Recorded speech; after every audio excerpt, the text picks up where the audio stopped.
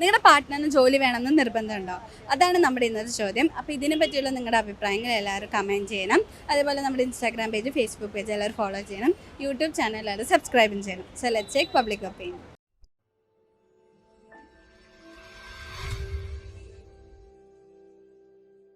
നിങ്ങളുടെ പാർട്ട്ണറിന് ജോലി വേണമെന്ന് നിർബന്ധമുണ്ടോ? നിർബന്ധമാണ്.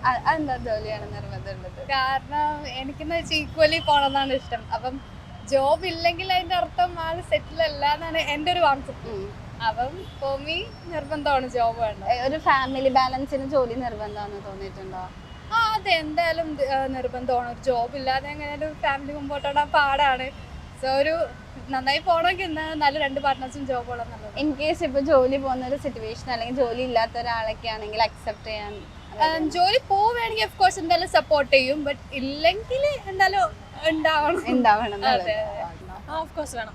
എന്തുകൊണ്ട് അങ്ങനെ പറയാൻ കാരണം ഒരു റിലേഷൻഷിപ്പ് ആകുമ്പം നമ്മൾ രണ്ടുപേരും മ്യൂച്വലി സപ്പോർട്ട് ചെയ്ത് അപ്പം പിന്നെ എനിക്ക് ജോലി ഇല്ലെങ്കിൽ അവന് ജോലി, അപ്പോൾ നമ്മൾ അണ്ടർസ്റ്റാൻഡിങ് ഒരു ഇതിൽ ഒരു ഫാമിലി പ്ലാനിങ്ങിനും ജോലി രണ്ടുപേർക്കും ജോലി ഇപ്പോഴത്തെ കാലത്ത് നിർബന്ധം അല്ല അത്യാവശ്യമാണെന്നാണ് തോന്നുന്നത്. അതെ അതെ, ലിവിങ്ങിന് വേണ്ടിയിട്ട് അത്യാവശ്യമായിട്ട് തോന്നുന്നത്. അപ്പോൾ ഇൻ കേസ് ഇപ്പോൾ ഒരാൾക്ക് നിങ്ങളുടെ പാർട്ട്ണറിന് ജോലി ഇല്ലെങ്കിൽ നിങ്ങൾ അക്സെപ്റ്റ് ചെയ്യാനോ അല്ലെങ്കിൽ അഡ്ജസ്റ്റ് ചെയ്യാനോ റെഡിയാവും? അത് റെഡിയാണ്.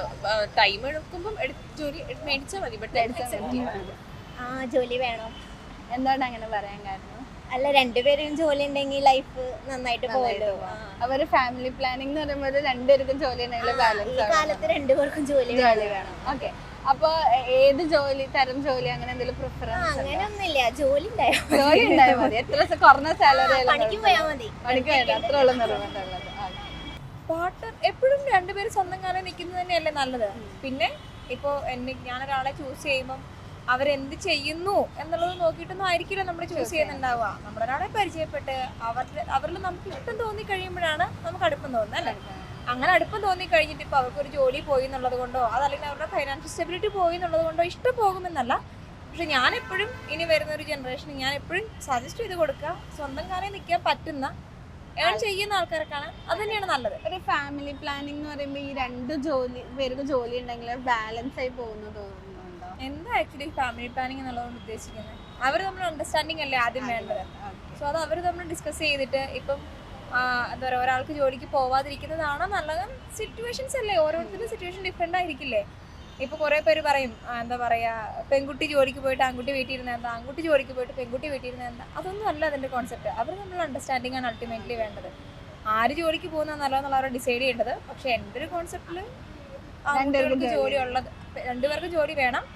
പക്ഷെ ആൺകുട്ടികൾ വീട്ടിൽ ഇരുന്നിട്ട് പെൺകുട്ടികൾ പോവുക അത് ബെറ്റർ ആണെങ്കിൽ ഓക്കെ. പക്ഷെ എൻ്റെ സജഷൻ താല്പര്യമില്ല.